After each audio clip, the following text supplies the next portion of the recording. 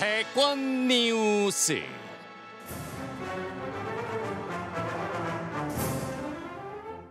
(2022년 3월 9일) 수요일 치러질 20대 대통령 선거를 앞두고 여야 후보들의 각축전이 치열합니다. 요동치는 대선 판도에 어떤 일이 있었는지 알기 쉽게 정리해드립니다. 대권 뉴스. 대선 앞두고 꼭 알아야 할 정치권 소식 전해줄 분들입니다. 봉보라 봉봉, 봉봉봉. 이분은 지치지 않았습니다. 최진봉 성공회대 교수입니다. 안녕하십니까, 최진봉입니다. 네, 그리고 지난주부터 닉네임 말벌로 정했습니다. 말벌 서정욱 변호사 나왔어요. 예, 안녕하세요. 네. 자, 주말 잘들 보내셨고요. 네, 네, 오늘 저 질문이 많아가지고요. 할 얘기가 너무 많아요. 네, 청취자 여러분도 다 아시겠습니다. 발언을 아주 간결하게, 특히 저 봉보로 봉 교수님 1분 이내로. 예. 자, 봉 교수님 이제 대선까지 며칠 남았어요? 135일 남았습니다. 네, 이재명 후보하고 이낙연 전 대표 경선 끝나고 나서 2주 만에 어제 오후에 종로 한 찻집에서 만났죠. 그렇습니다. 아무래도 이제 온 팀을 이루어야 되니까 그런 모습을 보여줄 필요가 있었다고 생각이 들고요. 일부러 이재명 지사가 종로가 원래 지역구였잖아요. 뭐 그 사퇴를 하셨습니다만 이낙연 전 대표의 지역구였죠. 그래서 일부러 종로를 찾아가서 찻집에서 두 분이 만났고 포옹도 하고 또 함께 정권 재창출에 힘을 합치겠다고 얘기를 했고 상임 고문까지 수락을 하셨습니다. 네. 그래서 이런 부분으로 본다고 하면 이제 두 분 간의 갈등 문제는 어느 정도 봉합이 됐다라고 보여지고요. 물론 일부에서 이낙연 전 대표를 지지했던 분들의 반발이 있긴 합니다만 그 반발도 시간이 지나면서 차차 해결될 거로 보여지고 일단 이낙연 전 대표께서 상임 고문 자리를 수락했고 함께 모여서 직접 또 언론 앞에서 본인이 육성으로 발표도 하셨기 때문에 이제 뭐 갈등이다 아니면 원팀이 안 된다 이런 얘기는 어느 정도 수그러지고 이제 하나의 팀을 이루어서 야당 후보와 대결을 준비하는 그런 수순으로 가지 않을까 이렇게 예상이 됩니다. 알겠어요. 봉 교수님. 예. 어제 찻집에서 만났는데 무슨 차 마셨는지 혹시 아세요? 두 분이? 모릅니다. 모르세요? 예. 네. 자, 손정혁 변호사님. 저는 이제 최진봉 교수는 상당히 긍정적으로 얘기를 하는데 갈등이 봉합되고 원팀으로 갖고 갔다 그러는데 선대위원장이 아니고 이제 상임 고문을 맡기로 했단 말이에요. 어떻게 보세요? 저는 이제 두 분이 그 물과 기름이고요. 그리고 이제 그 얼음하고 숯입니다. 얼음하고 숯이 이게 그 서로 용납이 되겠습니까? 사주 보시는 것 같아요 지금. 결국 이제 그 한 단어로 표현하면요, 네. 소리장도, 소리 웃는 얼굴 속에 칼을 감추고 있는 이게 소리장도입니다. 어려운 결국 이 그 두 분이 겉으로는 웃음이 악수하지만 예. 속에는 이게 칼을 감추고 저 이재명 대장동으로 낙마하면 다음에 이게 내야 이런 식의 저는 아직도 이낙연 후보는요 네. 미련을 이게 못 버리고 대안으로 이재명의 낙마를 기다리고 있지 않을까 이렇게 저는 봅니다. 그냥 추측이신 거죠? 뭐 근거 같은 건 없는 거잖아요. 아니 위원장을 안 맡고 네. 고문은 이게 누구나 하는 게 고문 아닙니까? 그러니까 진짜 도와주려면 선대위원장으로 총괄위원장으로 앞장서야죠. 선대위원장이 되면 이제 이재명 후보하고 같이 전국을 누비면서 선거를 하는 거고 예. 상임 고문은 이제 조언하는 역이라면서요.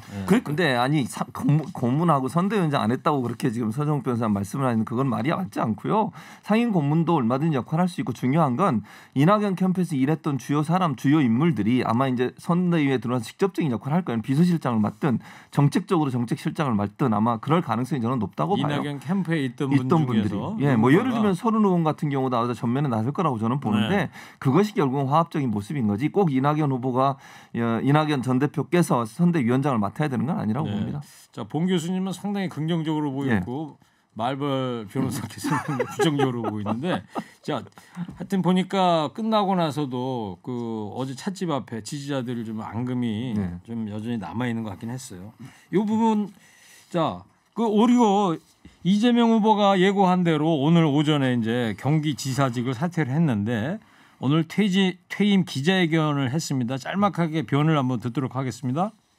존경하는 경기도민 여러분, 저에게 있어 공직은 권세가 아니라 책임입니다.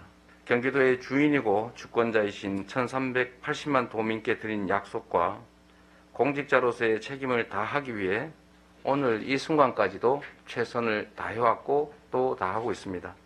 이제 저는 도민 여러분들께서 보여주신 민주주의와 공동체에 대한 애정 그리고 집단 지성의 힘을 믿고 경기도 지사직에서 물러나 20대 대통령 선거 더불어민주당 후보로 네. 나서기로 합니다. 이재명 지사의 퇴임의 변을 들어봤는데 자 어떻게 들으셨어요? 어떤 소회가 들고 계시는지? 저는 이제 이거 한마디로요. 자꾸 한자서가 죄송한데 만시지탄입니다. 왜 만시지탄이죠? 왜냐하면 이게 그 원래 법에는 90일 전에 사퇴라고 돼 있잖아요. 예. 이거는 이제 일반 국회의원이나 이런 데 해당돼요. 근데 대통령 후보는 우리가 이제 그 당헌을 보면 180일 전에 또는 120일 전에 정하게 돼 있잖아요. 그럼 이게 경기도지사 가지고 경선에 나가는 게 맞습니까? 공직선거법의 취지는 공직을 선거에 이용하지 마라. 이런 취지입니다. 저 보지 말고 저 공보로본 교수님 보고 얘기해요. 저는 그냥 중간인 사람입니다. 저는 무서워서 못 보는 것 같아요. 앞으로 저는 이게 대선 후보는요. 사퇴 시한을 늘리대요. 대선 후보는 이제 이거 한 180일이나 120일로 늘리고 일반 국회는 90일 두더라도 그래서는 만시지탄이다 이렇게 보는 거예요. 그러니까 서정욱 변호사가 그렇게 하세요. 나중에 국회의원 되셔가지고 바꾸시고 지금은 법적으로 전혀 문제가 없어요. 그러니까 서정욱 변호사 말은 취지가 그렇다고 얘기하는 건데 취지와 관계없이 어쨌든 90일 전에 사퇴하면 되는 걸로 돼 있고요. 법적으로 전혀 문제 없습니다. 그리고 경기도지사로서의 업무를 하는 것도 중요하다고 생각해요. 그리고 저는 뭐 경기도지사로서의 직책을 가지고 특별히 혜택을 누렸다고 보지도 않습니다. 뭐 특별히 저는 그런 관점이고요. 그래서 이제 경기도지사로서 지역 도민들에게 어쨌든 직책을 맡았으니 최선을 다해서 할 수 있는 데까지 하고 그리고 나서 이제 사퇴를 하는 거라고 저는 보고요. 그런 점에서 본다면 어쨌든 경기도를 기반으로 해서 정치를 계속 키워왔고 꿈을 키워왔고 이제는 경기도의 대표가 아니라 우리 온 나라 대한민국의 대표가 되기 위해서 불가피하게 떠나게 되는 그런 소회를 밝혔기 때문에 경기도민들도 충분히 이해하고 지지해 주실 거라고 생각합니다. 알겠습니다. 자 이재명 후보 경기지사직 사퇴까지 하고 이제 어제 이낙연 전 대표하고 만나서 이제 원팀조 시동을 걸었단 말이에요. 이제 이 문재인 대통령을 만나야 되는데 문재인 대통령이 지금 이태리를 가지 않습니까? 29일 날 그 교황을 만나는 걸로 되어 있는데 10월 28일부터 11월 5일까지인데 자 그래서 이 대통령 만날 시간이 며칠 안 남았단 말이에요. 예언 좀 해보세요. 저 문재인 대통령하고 이재명 후보가 만난다 안 만난다? 만나죠 당연히. 저는 만난다고 보고요. 27일쯤 만날 걸로 보여집니다. 28일 날 출국을 하시거든요. 문재인 대통령이. 네. 그래서 G20 정상회담 또 교황 아련 이런 부분 때문에 그래서 아마 27일 날 이재명 후보와 만날 가능성이 있다고 저는 보고요. 아마 이제 그런 스케줄로 가지 않을까 그렇게 예측을 합니다. 27일 수요일 날 만날 것 같다. 예. 청와대 예방할 것 같다. 예. 근거가 있는 거예요? 근거는 없습니다. 느낌상 그렇습니다. 네. 출국 전날 보지 않겠느냐. 그렇죠. 네. 말벌 서 변호사는 어떻게 생각하세요? 근데 만나기는 만나요. 근데 옛날에 언제 만나요? 청와대에서. 그러니까 근데 며칠 날? 27일. 아, 그날? 거기 동의를 하잖아요. 근데 만나는데 옛날에 그 김대중 대통령은 노무현을 이틀 만에 만났어요. 그다음에 이명박 대통령은 박근혜를 13일 만에 만났어요. 근데 이번에 27일 만나면 17일 만에 만나는 거예요. 기간이 길어질수록 그게 흔쾌하게 지원하지 않는다는 거예요. 저는 문재인 대통령도 속으로는 이재명 지사를 이렇게 흔쾌하게 밀지 않는다 봅니다. 원래 이게 문재인 대통령의 강력 지지층들은 이낙연 쪽에 많았거든요. 따라서 저는 17일 만에 마지못해 그냥 점심 때 뭐 만나는 정도? 그 정도가 이게 그 지지 강도 아닌가. 그 기간이 중요하다는 거예요. 이틀이냐 13일이냐 17일이냐 네. 그걸 봅니다. 그건 중요하지 않다고 생각하고요. 그러니까 문재인 대통령이 그렇게 이제 지금 만나게 된 것은 이낙연 후보와의 이제 경선 승복 문제가 약간 시간이 길어졌고 그 시간을 조율하다 보니까 어제 이제 이낙연 전 대표하고 만난 거 아닙니까?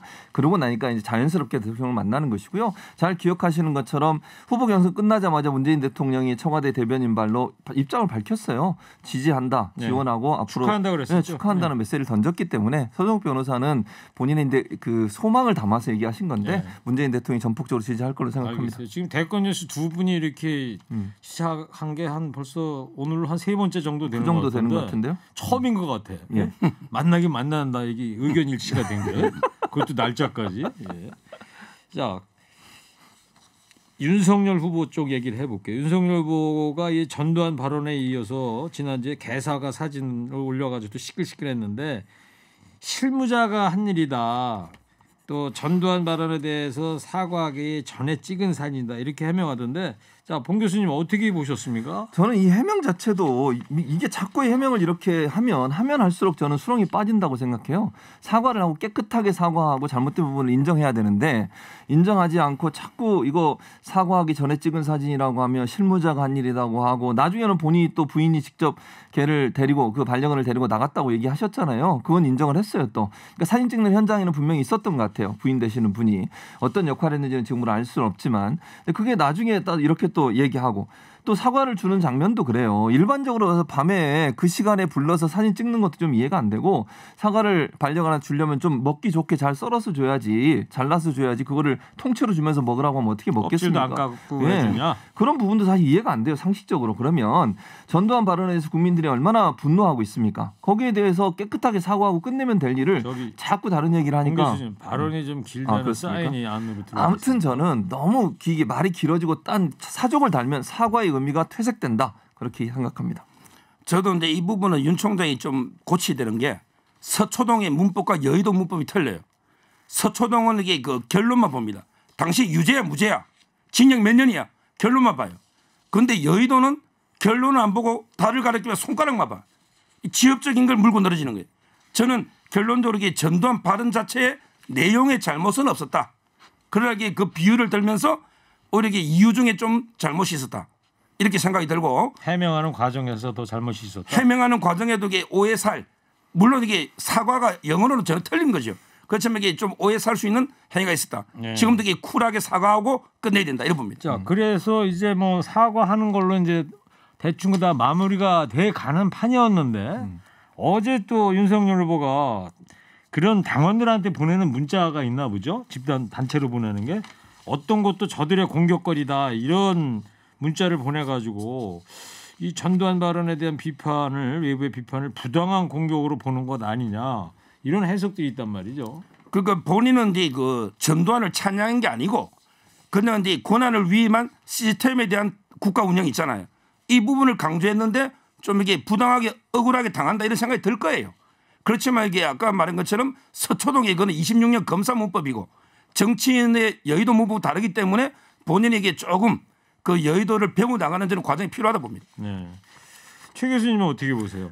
이것도 그러니까 사실은 이 말 때문에요. 어떤 것도 저들의 공격거리라고 얘기를 해버리면 본인의 사고가 진정성이 없어지는 거예요. 그러니까 결국은 저건 상대방이 나를 공격하게 해서 꼬투리 잡는 거다. 본인은 잘못한 게 없다. 이런 뉘앙스 아닙니까? 서정욱 변호사 말처럼 모처럼 옳은 말을 하셨는데 어쨌든 그런 말처럼 그런 자기가 이게 사족을 달면 안 된다고 제가 아까도 말씀드렸잖아요. 사과를 명쾌하게 해야 되는데 마치 공격을 당하는 어떤 정치적 목적을 가지고 공격하는 것에 불과하기 때문에 본인은 그게 잘못했다고 인정하지 않는 거잖아요. 그럼 국민들이 얼마나 또 화가 나겠습니까? 국민들 생각에서 말을 좀 하셨으면 좋겠습니다. 네, 알겠어요. 그리고 이제 원희룡 후보 부인의 이른바 소시오패스 발언도 주말 내내 화제였는데 원희룡 후보와 또 이재명 후보 측의 현근택 전 대변인의 생방송 설전 내용 함께 들어보시겠습니다. 허위사실 유포라든지 이거는 모든 국민이 해당되는 겁니다. 후보만이 아니라 예를 들어서 그럼 제가 예를 들어 다른 후보를 비방했을 때 제가 법에 안 걸려요? 그건 선거법을 잘못 이해하신 것 같고 당연히 학교 문제는 허위사실 공표죄라 그래서 얘기 끝난 다음 하시라고. 허위사실 얘기 끝난 다음 하시라고. 선거법상의 허위사실 공표라 그래서 그랬어요. 얘기 끝난 다음 하세요. 사회자가 대입이 필요할 것 같습니다. 자, 얘기 끝난 다음 하시라고. 잠시만요. 알겠습니다. 맞잖아요. 허위사실 유포는 모든 국민에 해당되는 것이지 후보자만 해당되는 건 아니고. 협박하는 겁니까? 협박이 아니라 말씀드리는 거예요. 법적 조치 하시라니까요. 자. 그러니까 의견을 말씀드리는 거 왜 말을 못하게 막으세요 지금? 잠시만요. 법적 조치 하세요. 두 분 모두 책임진다니까. 왜 성질 내세요? 이재명 지사가 직접 고발하세요. 왜 이렇게 성질 내시냐고요? 제 말하는 거 좀 들으세요 좀. 자 그리고 현 변호사님도 잠시만요. 왜 대변인 전 대리인이십니까? 지금 저 청취자께서 들으신 내용이 MBC 라디오죠. 토요일 날 오전 11시에 하는 정치인싸라는 정치 토론 프로그램인데 이 생방송 중에 이 전대미문이에요. 사실 이런 일들은 사실은 해외 화제 속에서 생방하다가 뭐 멱살을 잡았네 TV 중에 뭐 이런 것들이 있었습니다만 참 보기 드문 장면이었는데 자, 왜 화를 내세요? 뭐 법적으로 고소하세요. 뭐 이런단 말이죠. 두 분 어떻게 들으셨어요? 저는 이제 제가 제일 싫어하는 양비론을 좀 필 거예요. 왜냐하면 이게 현근택 변호사가 뭐 고소한다 또는 의사협회에 제명한다 이거는 이게 분명히 과했습니다. 왜냐하면 이게 원희룡 부인은 의사로서 정확한 진단이 아니고 대선 후보의 부인으로서 의견을 말한 것뿐입니다. 따라서 저는 이게 고소나 제명은 현 변호사가 첫째 잘못했고 그다음에 양비로니까 원희룡 후보도 좀 더 선배고 했다면 이게 좀 포용적으로 해야지 더 흥분해가지고 이렇게 고성을 하고 이거는 대선 후보로서 분노 조절장이 아니냐 이런 게 일부의 비판도 있는 거예요. 그래서 부득이 이거는 양비론으로 가는 게 공정한 것입니다. 둘 다 잘못했다. 예. 그 두 사람이 또 같은 제주의 고등학교 동문이라면서요? 현근택 변호사가 이제 고향이 제주도고 예. 제주도에 현시가 많잖아요. 예. 그래서 선후배니까 좀 더 이게 안타까운 일이긴 한데 뭐 어쩔 수 없죠. 두 사람은 또 개인적으로 잘 알 거 아니에요, 그러면? 모르나요? 두 분이요. 예. 두 분은 잘 모르는 것 같아요. 그건 선후배는. 모르고. 예. 자, 최 교수님은 어떻게 들으셨어요? 저는 일단 이 원희룡 후보의 부인께서 잘못하셨다고 생각해요. 정신과 전문의시잖아요. 정신과 전문의가 물론 지금 서 변호사는 그게 뭐 의견을 얘기했다고 하는데 이게 일반인이 한 거하고 달라요. 서 변호사가 그냥 예를 들어서 본인의 생각을 얘기하는 거 그것과 정신과 전문의가 정신과적 의학 상식을 가지고서 얘기했다고 이해될 수 있는 거잖아요. 그리고 정신과 전문의는 진단을 명확하게 하고 그 사람과 대화해보고 진찰하고 나서 그리고 얘기를 해야죠. 아니 대선 후보가 TV에 나와서 했던 말 그거 표정만 보고서 진단한 것처럼 얘기해서 이렇게 얘기해버리면 사람들은 정신과 전문이니까 이 사람의 말이 신뢰성이 있다고 믿지 않겠습니까? 근데 그게 사실이 아니잖아요. 진단했습니까? 의사로서 정말 그 제대로 된 절차를 밟아서 그걸 얘기했냐고요. 그냥 겉으로 보이지는 언론에 보도된 내용만 가지고 이렇게 얘기하는 것 자체가 저는 잘못됐어요. 네. 윤리에 어긋난다고 저는 봐요. 서 변호사님 지금 최 교수께서는 원희룡 부인이 좀 잘못한 거다. 다 의견이 다릅니다 지금. 뭐 의견이 다를 수 있는 거지만 제가 보기에 그 의사로서 진단을 정확하게 뭐 면담을 한 게 아니고 평소에 그 이재명 지사의 그 은행이라든지 이걸 보고 자기 느낌으로 저는 대선 후보의 부인으로서 매일신문 인터뷰 과정에 놓은 거기 때문에 이걸 뭐 의사협회에 제명한다거나 의료법 위반 이렇게는 안 봅니다. 네, 정신과 학회에서는 뭡니까 그 원희룡 씨 그 부인에 대해서 뭐 경고의 메시지를 전달했고 원희룡 부인이 거기에 대해서 또 사과했다 이런 보도도 들리긴 들리던데요. 네. 그리고 실제로요 이런 예가 있어요. 2018년도에 어떤 정신과 전문의가 SNS에 모 배우에 대해서 연예인에 대해서 조울증이 있다. 이렇게 글을 올렸다가 제명을 당했어요. 본인이 진료를 받지 않았는데 어떤 연예인의 어떤 행동을 보고서 그런 사례가 있어요. 제명을 당한 사례가. 그러니까 의사의 양심과 윤리의 문제라고 저는 생각해요. 본인이 그냥 일반인도 아니고 어쨌든 전문의라고 하면 전문의로서의 어떤 양식을 갖춰야 되는 거 아닙니까? 그런 부분을 얘기를 하면 안 된다고 저는 보고 이건 분명히 윤리적으로 잘못됐어요. 그리고 이런 부분에서 원 지사가 이렇게 화를 내는 것도 이해가 안 돼요. 아니 그 아무리 화가 나도 토론 과정에서 대선 후보가 소리를 지르고 이러면서 자리를 박차고 나간다. 이게 과연 있을 수 있는 일입니까? 국민들이 볼 때 이분이 정말 제대로 안정적으로 국정을 운영할지 그전에 갖고 있던 이미지하고 완전히 다른 모습을 보기 때문에 상당히 충격이 컸을 거라고 생각합니다. 알겠습니다. 여기서 마무리하고요. 자 이제 또 대장동 의혹도 좀 짚어봐야 됩니다. 할 얘기가 참 많습니다. 예. 황무성 성남시 도시개발공사 초대 사장 녹취록 관련된 내용을 어제 채널A가 단독 보도를 했는데요. 녹취 내용을 먼저 육성으로 들어보도록 하겠습니다. 하여튼 내가 유동규랑은 만났고 그거 써주는 게 중요한 거야 지금? 당신 목적이 그건 것 같아. 그건 아무것도 아니고. 이게 아무것도 아닌 걸 이거 써주시니까 쓰세요. 내가 써서 줘도 시장한테 갖다 써서 주지 당신한테는 못 주겠다 정말. 시장한테 갖다 줘 시장한테. 당신한테 이제 떠다니는 거야? 그러고 있지 이상한 게 양쪽 다. 그래? 정 실장도 그러고. 네. 아니 당신 말이 왔다 갔다 하거든. 정이라고 그랬다. 정도 그리고 요 양쪽 다 했다니까요. 네. 자 황무성 당시 이 성남시 도시개발공사 사장하고 누굽니까 저 유한기 본부장하고의 둘이 대화예요. 예. 아마 그 황무성 사장이라는 분이 그때 걸 녹음을 해서 이번에 공개를 한 것 같은데. 예. 자 어떻게 보셔요 이 부분에 대해서? 유한기 본부장이 그 U2랍니다. 유동규가 U1, 그다음에 유한기는 U2. 그 정도로 이렇게 비중 있는 분이에요. 넘버 2입니다. 도시개발공사 안에서 말이죠. 예. 유동규가 넘버 1, 그다음에 넘버 2. 사장은 바지 사장. 자기들이 임명했으니까.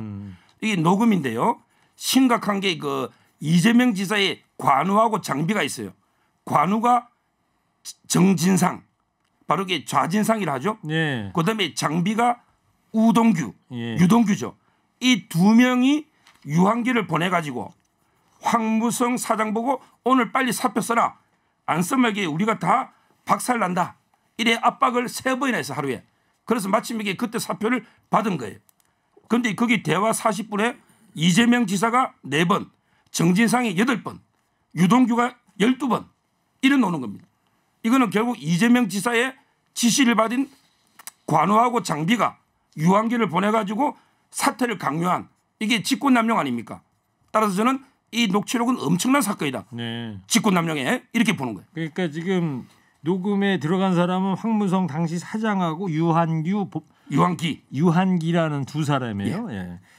자, 최진봉 교수님은 네. 어떻게 들으셨어요? 그러니까 일단 이 내용만 들어보면 황 사장을 사퇴시키려는 의도를 갖고서 계속 사표를 쓰라고 하잖아요. 잘못됐죠. 그리고 중요한 건 이 유모 씨랑 유한기라고 아까 이제 서정욱 변호사 얘기하셨는데 유모 씨가 왜 이런 얘기를 했을까 하는 부분은 저는 수사해야 한다고 봅니다. 정말. 그런데 이제 황 사장도 그런 얘기를 하잖아요. 당신 말이 왔다 갔다 하니까 내가 시장한테 직접 갖다 제출하겠다.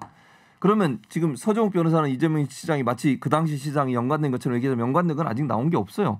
그리고 정진상 실장이라는 사람도 지금으로서는 본인은 개입한 게 없다고 얘기하고 있어요. 그러면 유한기라는 분이 유투라고 아까 설명을 하셨는데 유동규 유한기가 만약에 한 마음을 가지고서 그 자리를 뺏어내기 위해서 했다면 사람의 이름을 팔 수도 있는 거죠. 아직은 모릅니다. 그러니까 진실은 수사를 통해서 밝혀야 된다고 생각해요. 유한기라는 분을 불러서 조사하고 수사해서 정말 왜 이런 말을 했고 누가 시켜서 했는지 하는 걸 찾아내야 돼요. 하지만 지금까지 이재명 지사가 연관돼 있다는 건 나온 게 없기 때문에 거기까지 연결시켜 얘기하는 것은 너무 지나친 추측이라고 생각합니다. 어떻게 생각하세요? 직접 이게 이재명 지사는 수사로 밝혀야 된다는 거고 수사는 당연히 해야 되고요. 직권남용으로 이재명 지사 이름이 4번 나오고요. 그다음에 관우 장비가 8번 12번 나오잖아요. 유한기 이분이 무슨 힘으로 사장을 물러나라 말합니까? 위에 뒤에 빼기 정 실장 그다음에 유동규가 있고 그럼 이게 두 분이 할 수 있나요? 결국 이게 시장 임명권자 아닙니까? 배후에 이재명 시장이 있었던 거 아니냐? 이런 게 합리적 의심이라는 거예요. 합리적이 아니라 그냥 자기 추측인 거죠. 자, 그리고 마지막으로 요거 하나만 더요. 네. 자, 이 국민의힘 이제 여론조사 문항 두고 지금 내부 충돌이 일어나고 있는데 홍준표 후보가 당 선관위에 항의 중이던데 이 정확히 어떤 내용이죠? 어떤 내용이냐면요. 문항을 어떻게 물어보느냐의 문제예요. 그러니까 지금 윤석열, 홍준표 두 분이 그냥 박빙이잖아요. 네. 근데 경쟁력을 물어보는데 홍준표 후보 입장에서는 뭐라고 얘기하냐면 이재명 후보와 맞설 국민의힘 후보 4명을 다 물어보고 그중에 한 명을 선택하게 하자. 그러니까 그 방법을 청취자분께 설명을 좀 해주세요. 사지선다가 있고 가상대결 두 가지가 있는데. 그렇죠.